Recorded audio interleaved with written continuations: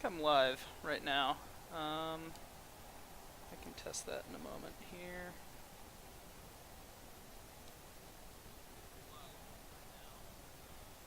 Yep, I'm live.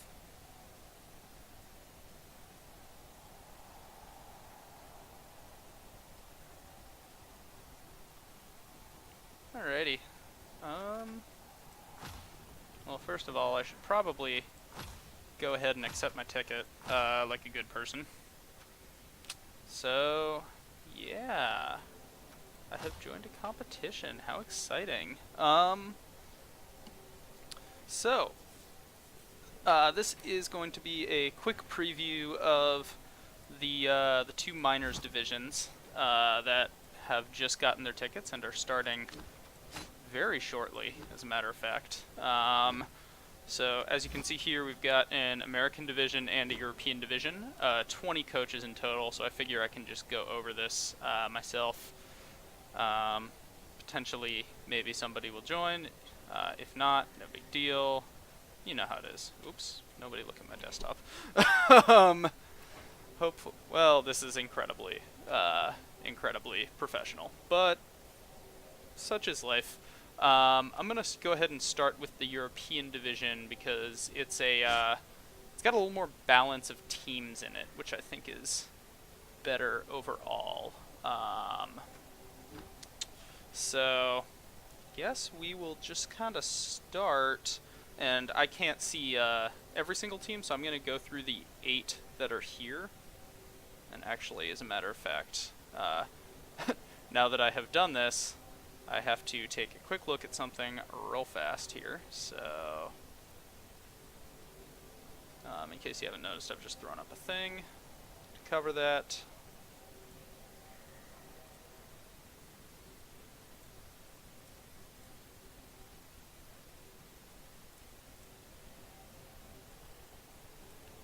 Totally professional, don't worry about it. I do apologize for the short delay here.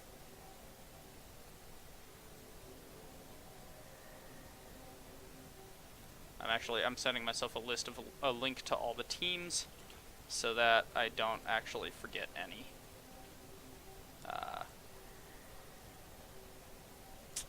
As you might imagine, that's actually quite important and probably something I should have dealt with before I started streaming, but we're not going to talk about that. We're going to talk instead about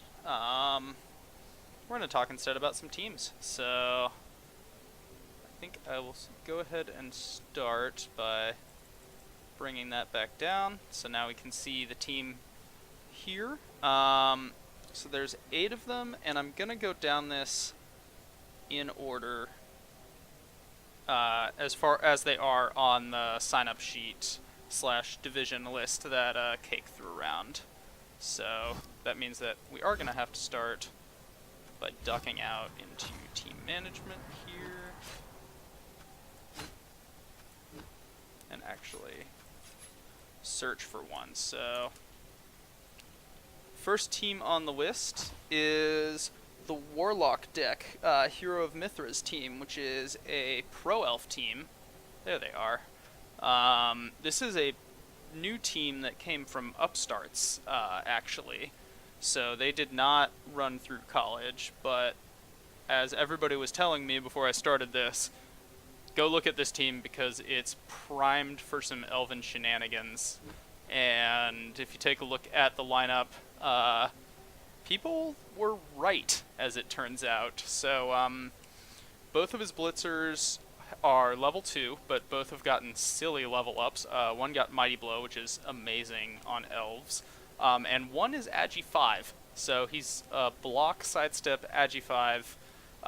He is going to be really frustrating to deal with. I'm not looking forward to potentially meeting these guys if I am lucky enough to make it to playoffs. Fortunately, they are not in my division. In addition to that, he's got 2 blodge catchers, so he can basically put those guys wherever he wants. His thrower is a vampire, lower armor vampire, with pass and strength 4. And then he has a guard lineman as well. So as far as levels go, he's gotten pretty much everything that he could want. Um, I mean, I'm sure he wouldn't mind another Agi level up on a catcher, just to make it even sillier. But his thrower is like a good ball carrier for the first part. It's going to be harder to knock down with that strength 4. And then he can just kind of run his catchers where he pleases and wait for that turn to throw the ball half the length of the pitch, run the other half, score in one turn. You know, standard pro elf BS. There's only 10 of them, so he has lost a lineman somewhere along the line, but he's got 3 catchers, which is pretty good. He's got everything he needs for the most part. If we look, he doesn't have any enhancements yet, and his record is 3-1-6. So it took him a little bit to get to this point, but now that he's at this point, I foresee some silliness happening. So yeah, that is our first team. Go jump back into the Euro division here because it's going to be a little easier. The next team is going to be the Ogres, and it makes me very happy that there's Ogres in minors. This is the Altdorf Pro Wrestlers. It's Tegan's team. Their history, which I'll take a look at here, they went 1-3-9, so they had a pretty rough time in college. But that said, they did get some really good development on the Ogres out of it. And there's 6 of them, so Tegan's going 100% balls to the wall here with it. He is embracing the boneheads that are sure to happen. He's got 4 rerolls to try and mitigate any serious ones. Of note, the Tormentor is a block palm ogre. I think Tegan's hoping he can get another double on that guy so he can get him jump up just for added complete silliness. And then we have Twister. Twister is a strength up multi-block grab ogre. So Twister can hit multiple people and place them exactly where he wants them to go. He is going to be a huge pain in the ass on the line of scrimmage, particularly if he's got another guard piece next to him. But yeah, he can multi-block against 2 regular strength 3 pieces and just kind of shove them around. As far as the Nobblers goes, he's got 2 Agi 4 Nobblers, so he can actually throw them and they can land potentially with some level of reliability. And then he's got a diving tackle Nobbler, so this guy just to be annoying. But overall, I mean, these guys, they exist to die. Except for these two exist to die maybe slightly slower. But Ogre's famously tough to play. He had a pretty rough go of it, as you can see, in college, but I'm hopeful, given the amount of silliness that's present on the Ogres, that he can have a better season, and I think he will. Next up on the list, we've got Chubstep with the Necro Muppets, with their fantastic hot pink uniforms. Previously, throughout everything, they've gone 3-2-8, so another team that's had kind of a rough go in the regular season of college and the postseason punch-up. But again, getting some pretty solid development out of everything. The one thing that is quite unfortunate for him is he's still only got 1 white, and that's a little bit my fault. I faced him in the postseason punch-up in turn 1, murdered his brand new white that had moved all of 1 square before dying. So sorry about that, man. So he's paying a white tax instead of a flesh golem tax, it looks like. Or he's splitting his tax. He's got 1 flesh golem that's kind of suffering and 1 white that is no longer suffering. But in exchange, he's got an absolutely ludicrous Blodge Guard flesh golem that's a giant pain in the ass and goes nowhere it doesn't want to go. He's got a palm white, so he does have a killer. He's got a Blodge werewolf. He's got a plus movement werewolf, so he's got 2 really nice werewolves that are going to continue to grow. And then guard zombie, dirty player zombie, kick zombie, Blodge ghoul. there's some really nice pieces, and the team value is really low for the amount of utility that this team has. So as soon as he gets his second white back, which should be fairly soon, he's only 20k off it, if I'm remembering the white cost correctly, but he should be in a really good position to work some magic with these werewolves, and start really kind of bringing this team into its own. Cool, so that is the Necro Muppets. Up next we have the Elm Street Boys, the other Necro team, Necro team in Europe. So their previous record, they went 6-2-4, so they were kind of slightly above middle of the pack throughout their career so far. It's a slightly different, but at the same time, very similar Necro team. So he doesn't have Gonzo. He doesn't have that flesh golem that just gives no shits and goes where he pleases. But he does have Fenrir Greyback. This is a Blodge Mighty Blow Claw werewolf, so this is developing into a really nice killer. If he can get lucky enough to roll doubles and get piling on, this thing's going to be an absolute terror. Unfortunately, his other wolf took a shot at some point recently and is now AV7, and he's block tackle. He hasn't gotten rid of him yet, I think because it's the only tackle on the team, and this EU division is actually surprisingly dodgy, so he might be holding on to him at least until... Although he does have 210 in the bank, so this can be replaced. I wonder if he's going to do that ahead of the new season. Other than that, his golems are fairly slow to develop. He's got one really nice white with Palm, and one white that's fresh. He has a Blodge Surehands Ghoul and a Raj Ghoul that's going to miss a game, and I think only miss a game. Yeah, just miss a game, so he's fine. Kick, Dirty Player on 2 zombies, which is exactly what you want, and then a block zombie. So pretty nice team overall, a little bloatier than the Necro Muppets at 1500. So he's actually kind of on the high end of TV. Not quite up to the Ogres level. The Ogres, I probably should have mentioned, were ridiculously bloaty at, I think it's 1690. So they're going to be giving away a lot of inducements, which is going to suck.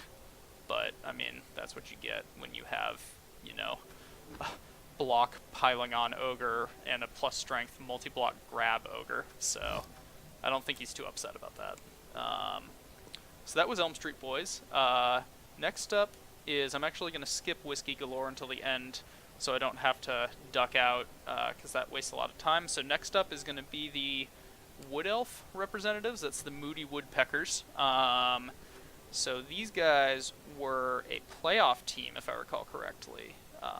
Looking up my notes here. Yep.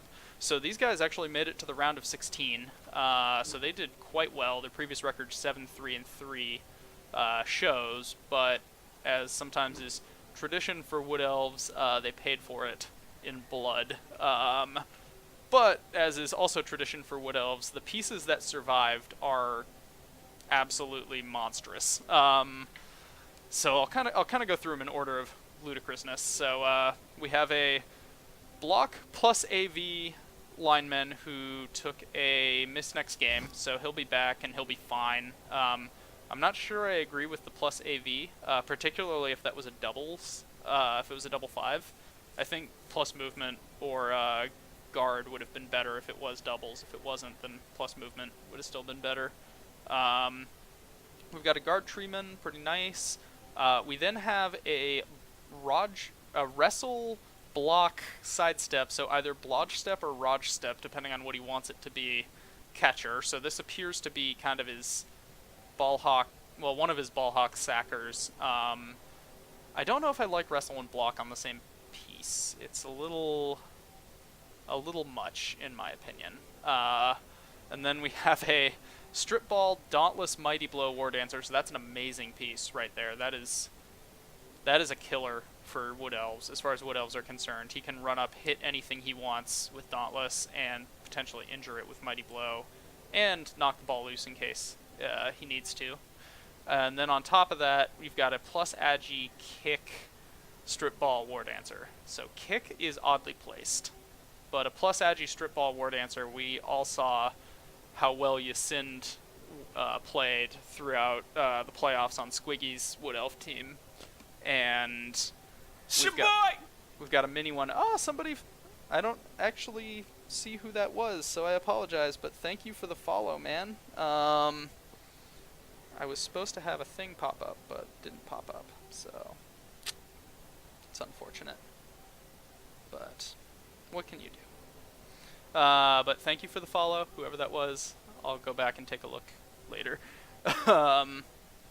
So this team, pretty good. 1240 is pretty low. He will be getting 120k back after a game, so it'll be a 1360 TV team, which is pretty solid. He'll be living the loner lifestyle for a little bit with only 8 players rostered, but I don't think he cares that much with these War Dancers and that catcher. Especially, he's got 100k in the bank, so he could actually buy a second catcher ahead of the first game, which would be dope for him. So that's Latil Steralfers. Oh my god, I'm getting follows, and my stupid thing isn't letting me know who's following. So thank you guys, whoever that is who's following. I'll go back and see if I can find them later. But that was the Tilsteralfers Moody Woodpeckers. Next up is Penosaurus and the Ratskin Cracker Wreckers. So this is a Skaven team. They also made it to the playoffs, but they lost in the first round. So, but that's still incredibly good. 6-2-5 overall. So, I think they had some rough luck in the postseason punch-up. It looks like, because they finished third in their division, 5-2-2. But overall, looking pretty good. And has a ludicrous amount of development for how low their team value is. Like, I don't know how they managed to cram all of this into under 1300 TV. So to go through it, first we have the Gutter Runners. Cheese It is an absolute monster of a ball hawk. Raj, Dauntless Strip Ball. He goes where he wants, and he knocks the ball loose.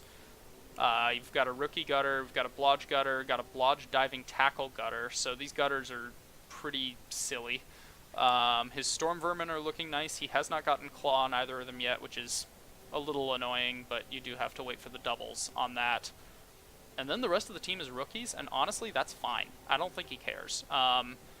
He may swap out this lineman once he can, but right now with 12 players, I'd keep him as a emergency piece.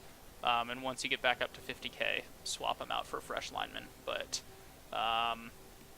overall, this is a really nice team, and it's a really low TV for it. So he can get a wizard. He's going to be able to get a wizard often. He's going to be able to play with some bribes. He's going to be able to really kind of focus on getting these 6 players developed, continued development, and he should have a pretty good season. He's looking good. So Penosaurus, that was the Ratskin Cracker Wreckers. Next up, we have the Caroburg Comets, a human team. The only human team in Minors, I believe. Another playoff team also. They lost in the round of 32 as well. But overall, 5-3-3, so had a pretty good college season and some punch-up success. This is the team. It's a little dinged up, and some of these dings really hurt, like this guy in particular. So it's a Blodge Blitzer, so we had to roll doubles for that dodge and then immediately get it movement busted is painful, certainly. So I'm not sure if he'll keep him around for a little bit. He does have the cash to replace him if he wants, but it's kind of up to him. But he does have plus Agi Blitzer is nice. A Blodge Guard Catcher is also nice. A Mighty Blow Tackle Blitzer, so this guy's going to probably get piling on next and turn into a killer. He's almost at his 4th level. Julian Edelman, the catcher, is a Blodge Step Tackle Catcher. I wonder if he's going to get like Dauntless Strip Ball and be turned into a sacker. Like that's kind of the direction he's taking him. Or just a ball hawk, maybe diving tackle and just put him as a ball hawk. Stick him on the opposing ball carrier and laugh. But otherwise, not a huge amount of development. 14-10, 2 movement busts. I would assume this guy gets cycled at some point. Or honestly just stuck on the line until he dies. Nature takes its course. This is a little tougher because it is Blodge Blitzer. Those don't come easy, but movement 6 is pretty rough for humans. They kind of feels like they're better when they get stat ups, not stat downs, which I suppose is true of every team. But you know, we're not gonna talk about that. That was a little Madden-esque. But anyway, so that is Carroburg comments. Next up, we have the Memeland Bashers. So that's Ramhard's team here. They had a pretty good season as well. Another team that made it to the playoffs but lost in the round of 32. Their record is 7-3-3, so pretty good start for the Chorfs. And they have, well, their bowls are silly. Their bowls are exactly what you want bowls to be, as it were. So one is Blodge Break Tackle. So this bowl carries the ball and goes where he wants, and this bowl hits things and mostly goes where he wants as well. He's Strength 5 block. On top of that, he's got 3 Mighty Blow Chorf Warriors. One got lucky enough to get Claw, the other 2 have Guard. 2 Guard Chorf Warriors, a Rookie, a Dirty Player Hobgoblin, and I would assume one of these guys is going to eventually level and get Kick. But this is pretty much exactly where you want your Chorf team to be after one season, I feel like. And these 2 bowls especially are going to be really, really frustrating to play against. 1490 TV puts him a little bit on the higher side, but he's not super upset about that. He'll still be playing quite a few teams where he will be getting plenty of inducements, so he'll be pretty happy. So that is the Chaos Dwarves, and the second to last team here is going to be their good cousins, the Children of Ymir. This is FD's team. They were 5th in the regular season and had a pretty good punch-up, actually. So they finished the season 3 wins, 4 losses, 2 draws. Or 3 wins, 4 draws, 2 losses. And now they're 5-5-3, so they had a really good time in the punch-up, which gave them some really solid development going into the new season. So it's a dwarf team. It's pretty much where you'd expect a dwarf team to be. He does have pass on a runner, which is fairly interesting, so he may... I'm not sure if he just picked it just to have options, or if he's actually considering trying to go for the dwarf passing game. But he's got a block fend pass runner, a blodge runner, which is great. His Troll Slayers are really well developed with Mighty Blow Juggernaut on one and Mighty Blow Dodge on the other, so this guy's going to be especially annoying to knock over. His Blitzers are not super well developed, so hopefully he can push some development onto them as he starts out the season. But his Longbeards are all great. 5 of them have Guard, so already there's 6 Guard on this dwarf team. It's going to be really frustrating to deal with. Plus the 1 Mighty Blow is awesome. And that is the team. So let's see. Who was the guy I skipped here? It was Kanuki's Whiskey Galore. So let me duck out here. Nothing to see. Oops. Well, that's my team, but we'll get to them in a minute.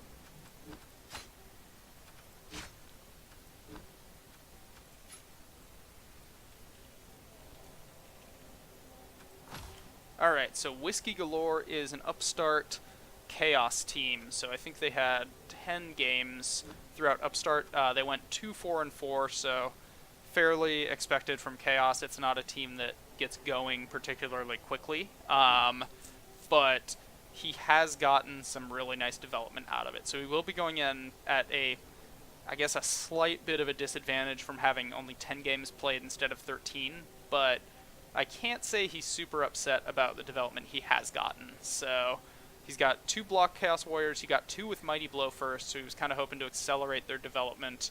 1 did take an Agi Bust, but it's a Chaos Warrior. I don't think he cares that much. He just can't use it to score touchdowns to level it faster, but it's got Mighty Blow, so it'll hit things. his Beastmen, he's got 3 that are leveled. One's kind of turned into his main ball carrier with Sure Hands 2 heads, and one's turned into a killer with Claw Mighty Blow. Probably get block and piling on next, and this thing's going to be scary.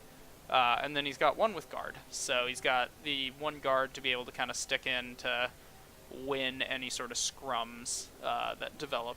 But overall, it's pretty nice development for 10 games. He's going to be looking to get these 4 guys up to their block, Mighty Blow, guard, claw, kind of scary Chaos Warrior level as soon as possible. So I wish him the best of luck, and that is the European division. So I'm going to duck back out. For some reason, I cannot see anybody's chat here, which is a little annoying, but it does look like there's 5 of you, so hi.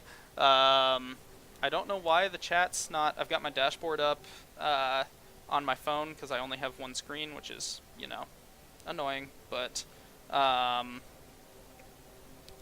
do... Yeah, it's not booting up for some reason, but I do say welcome to the stream. I apologize that I can't see you. Still sorting out a new setup from a recent move, so hopefully I will be able to get it fixed soon. But yeah, welcome to the stream. I hope you enjoy. I am actually going to try to push this, if people like it, and create some content for the miners, unless somebody better comes along and wants to do that. All my content is probably going to be pretty half-assed, but that's okay. That's how we like it at REBBRL.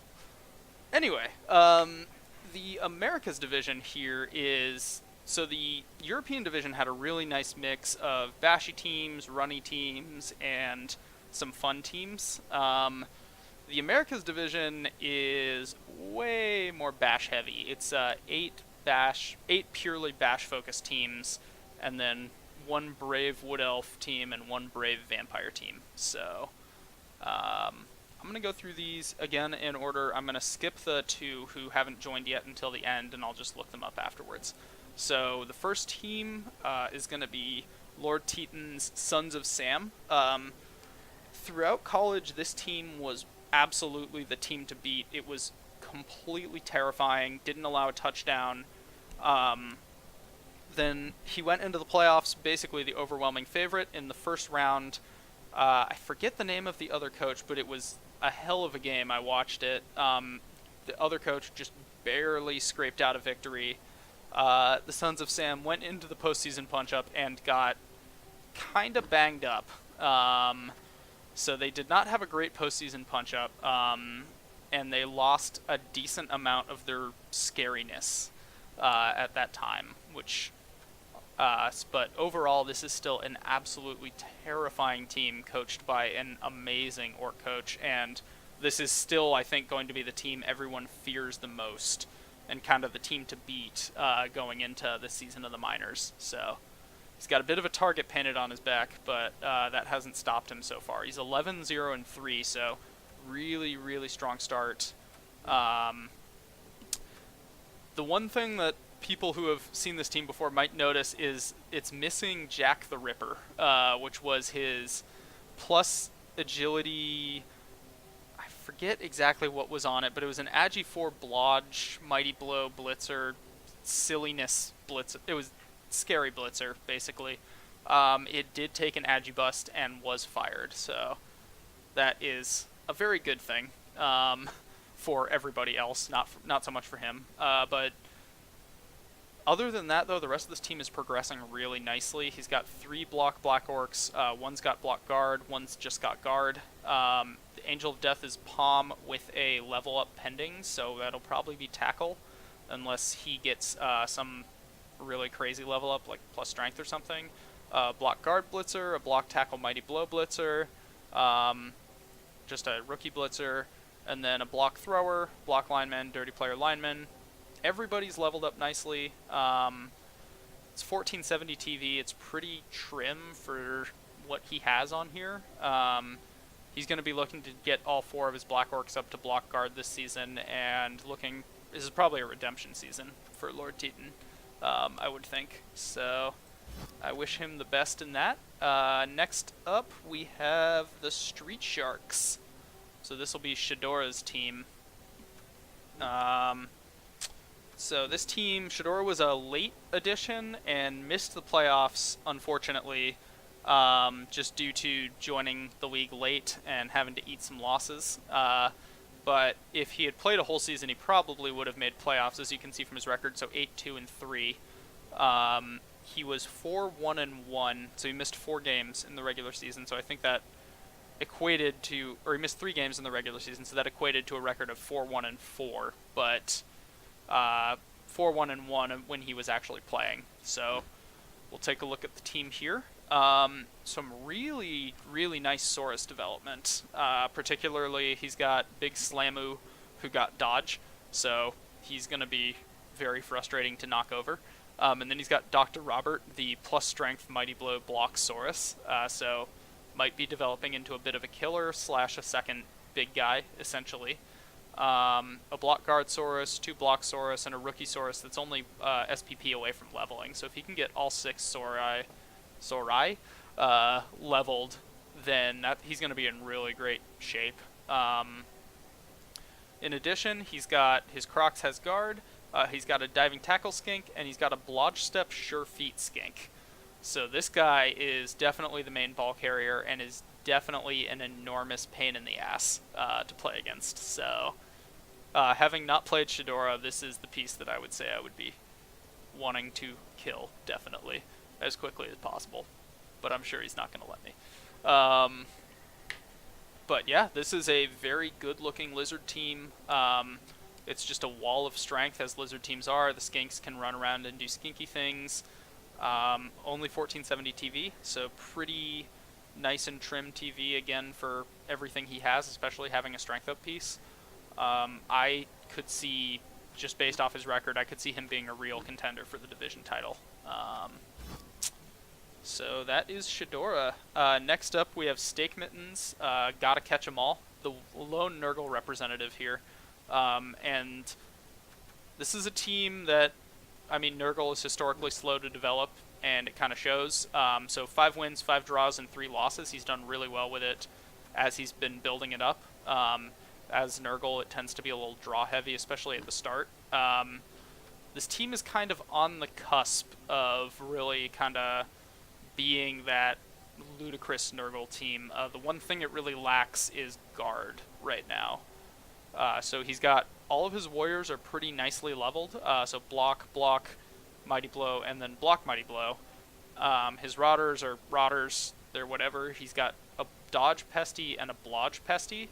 So his 2 Pestigores are looking great. He's got 80k banked, which is nice. Overall, I would say as soon as he starts getting some guard and some claw on this team, that's when it's really going to take off. So like a couple more levels on a couple key pieces is going to do him really nicely. Also, the names are amazing, but I'm a fan of. I think Weepin' Beetles might be my favorite, or Bulbonic Plague. But so again, this is a team. It needs a little more development before it hits that kind of like Nurgle critical mass. But assuming he gets it this season, he could be kind of a late season dark horse threat, I think. If this guy gets guard, or I mean claw, or a couple of these guys get guard, it's going to be really nice. So that is Gotta Catch 'Em All. Next up is me. I think I have the highest TV in the division. This is the Authorks. They had previous record is 9-2-2, so I've been doing quite well so far through a little bit of luck and a little bit of just orcs punching things until they stop moving. My team does have a history of causing KOs, more so than anything else, but as you can see, we have 29 KOs inflicted to only 16 casualties, which is a little unfortunate, considering as an orc I want to break people, but you know, I'll take how I've done so far. The one downside I have is my team has gotten quite bloaty. I did decide to add a troll. About 20% because I like big guys, 20% because even though the troll's technically not optimal, I wanted to play for fun anyway, and 60% because I could name him J.R.R. Trollkeen. So I have a troll. He's a rookie. Of my black orcs, 3 have leveled. 1 is only 2 SPP away from leveling again, and has been stuck there for like 6 games. So the black orcs are a little slow to develop. The blitzers are not. The blitzers are looking really nice. At least if I do say so myself. So I've got a palm blitzer. I have a tackle mighty blow strip ball blitzer. So he's kind of turning into my sacker. He's also kind of a hero. In my playoff game that I barely lost to Arm Devil, he at one point made like a 5+, 5+, 4+, 3+, 2+, 2+ run to mark the ball and force out the wizard, so that the Khemri could actually score. And yeah, took a lightning bolt to the face for his heroics, but he made some ridiculous like play that had a 3% chance of succeeding. I have plus movement guard blitzer, a guard blitzer, a strong arm block thrower. I've been told the strong arm is a mistake, and probably is, but who knows? Maybe I can get some orc passing plays going and it'll be hilarious. I have a strength 4 lineman, which is nice, a wrestle lineman, and then a goblin. The goblin has actually not really taken the pitch yet because I've never had a chance to try for the 1-turn touchdown, but that's kind of the plan for the goblin, is he and the troll kind of hook up to achieve some silliness. But that's my team. I am concerned about how high the TV is, and I'm concerned that I'm going to be giving away a shit ton of inducement money, as it were. But we'll see how it goes. Maybe I'll fire a couple linemen if I feel like it's becoming a problem. Anyway, next up is gonna be the Night Haunt. So this is Sinister's team. This is a reroll, if I recall correctly. He previously, let me take a look. I have my notes here. So he was previously a Brett team, the Holy Fancy Knights, and I guess he rerolled from Brett's into Undead. I'm not sure why, but I would assume because Brett's maybe can be a little frustrating sometimes when they don't work properly. Overall, he had 10 upstart games. He had a pretty good time of it. 5, 3, and 2 is really nice. And it's only 1330 TV. This seems to be a trend with Undead teams where they get a lot of value out of a very trim TV. So he's got a guard grab ghoul, or mummy, excuse me, a guard mummy, a piling on mighty blow tackle white, a mighty blow white, a blodge ghoul, a raj ghoul, and a guard dodge ghoul, and then a bunch of rookie zombies and 1 skeleton. So overall, though, all his positionals are looking nice. They're starting to gain levels. They've all got SPP. This mummy in particular has a lot of SPP, and this white is looking nice as a killer. This ghoul is probably the main ball carrier, and then he's got a sacker and a mobile guard piece. He's got everything he needs to succeed, so he's probably just looking to continue to develop these pieces, and take advantage of the fact that a lot of other teams are going to be giving him a lot of inducement money. So yeah, it's looking good. Next up is going to be the Charlestown Chiefs, so the second of 3 lizard teams in this division. So this is Steer's team. The Charlestown Chiefs, in their previous season, they went 7-1-1 to go first in their division and made it to the round of 16 before they lost. Afterwards, they continued to just kick ass and take names. They're 10-1-2. So they've had a really strong start to their career here. Steers had a really good time of it, and will likely continue to. His Saurus are a little less well developed than the previous team that we saw, but his Skinks are much better developed. So we'll go through. He's got 3 Saurus with block. 2 of those guys also have guard, so that's looking quite nice. His Crocs also has guard, and then he's got 5 Skinks. 2 of them are rookies, completely fresh. One of them is a Sure Hands, Dodge Step Skink, so that's probably the main ball carrier. And then 2 of them are Sidestep, and then 1 is plus Agi and 1 is plus Movement. So 2 of them are built for shenanigans. Dave Killer Carlson can dodge through anything on a 2+, thanks to Stunty and Dodge. And he has a built-in reroll for that. So that's unfair. He can go where he wants. If he gets the ball, and if he doesn't get knocked down, he's going to run it towards the end zone, and there's not much that the opposing team's going to be able to do about it.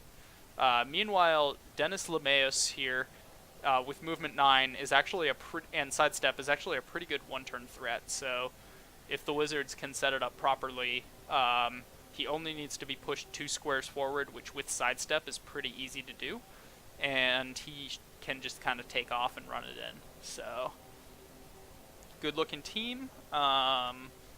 I can see why he's 10-1 and 2, although it's not all the skinks. There has to be some really competent coaching behind that. I think what he's hoping to do is he's got 2 Saurus that are only an SPP off of leveling. He's hoping to get them leveled as quickly as possible so that his front line is as scary as his back line is. So that is Charlestown Chiefs. Next up, we have the Vampires. So one of the 2 Agi-ish. Well, this is an Agi team. One of the 2 Agi teams in the division. This is Count on Us. It's the coach is Poetic. I don't know if he was actually previously in college. If he changed his name potentially, I wasn't able to find a previous team from him.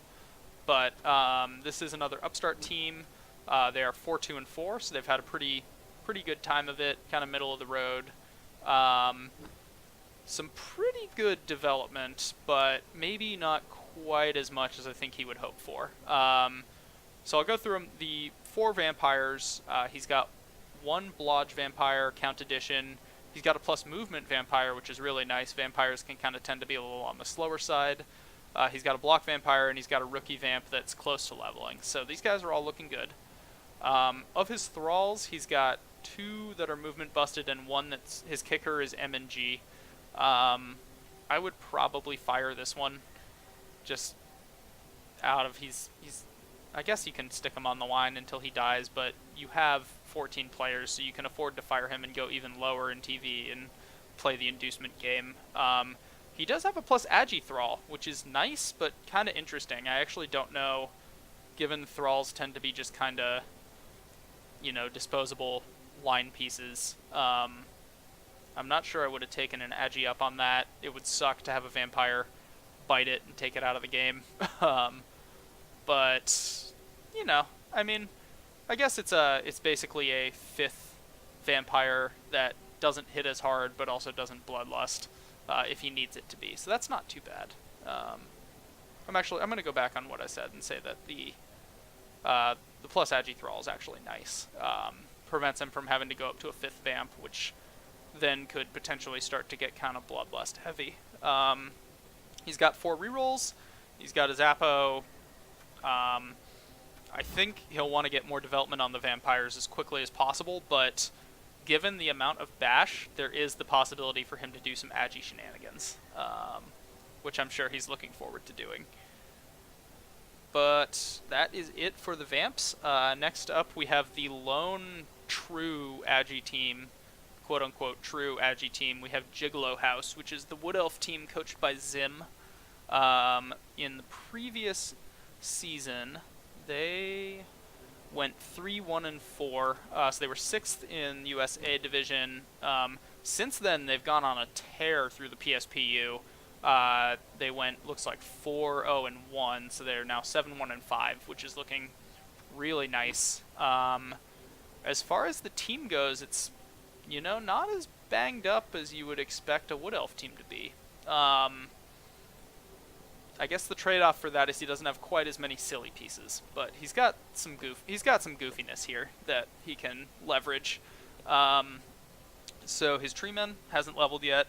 One War Dancer has only gotten Guard, but Guard on a War Dancer, it leaps in on a 3+ and basically sticks an assist wherever he wants it to do. That's really nice.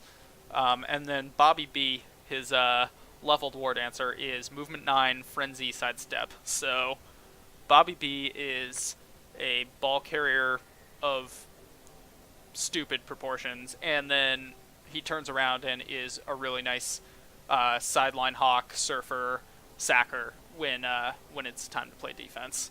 Rookie thrower, or not rookie thrower, he's got a leader thrower, so he actually is running 4 rerolls. He could potentially drop a team reroll and just run with leader, but I also understand that that can be kind of risky if the thrower takes a shot before the half. But he's got a catcher who is just MNG'd, but it's a guard catcher, so again, mobile guard is always really nice.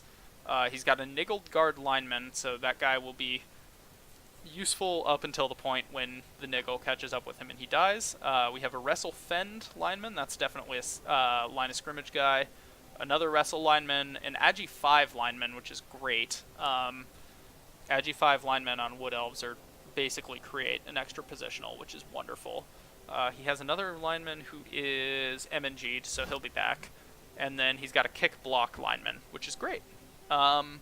So not quite as silly as the previous Wood Elf coach or Wood Elf team that we saw, but this team should still thrive in this division, given that no team has gotten too ridiculously killy yet, and he should be able to kind of run circles around a lot of teams in theory, or he could explode.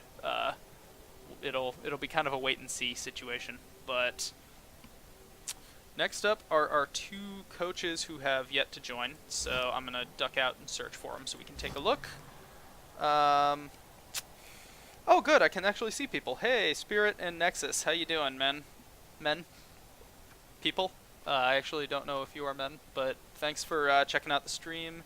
Hope you are enjoying it, and hope I'm not rambling too much. But let me look up. First off, we're going to look at the undead team. That's Dark Shadows' team, which is, if I spell this correctly, Barnabas Spirits, I believe it is. Find out in a moment. Let's just try Barnabas and see what I find.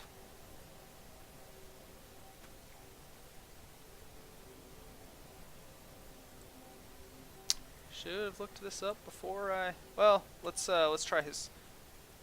Let's try his coach name.